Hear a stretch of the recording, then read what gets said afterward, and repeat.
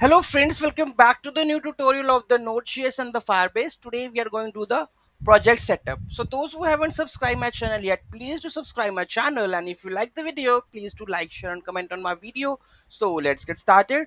So first we are going to create a directory of the Node.js Firebase CRUD. Okay, so let me copy this and go to any of my directory. So I will go to my Node.js tutorial. Okay, so here I'm going to create my node application. So first create this one. Okay, so it will create the directory. Then you have to go to the directory cd node.js firebase crud. Next you have to init the package.json file. Okay, now you have to install the necessary packages. Okay,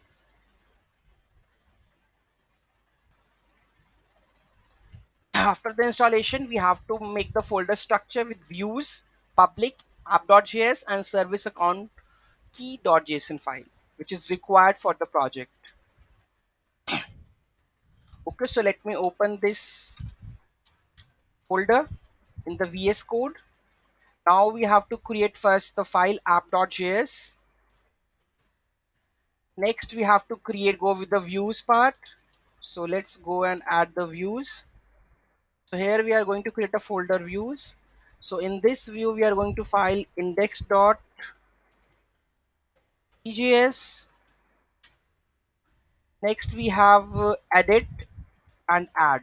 So let's go and add a new one, add.egxs. Okay, next we have the edit one. So edit.ejx. Okay, so this is done. Now we have public style.css. If you want, then you have to create this one.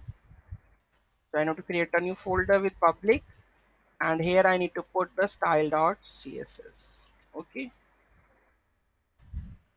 so style.css. So I think, and the last file is pending, that is service key account.json file. Okay, so I will create that file.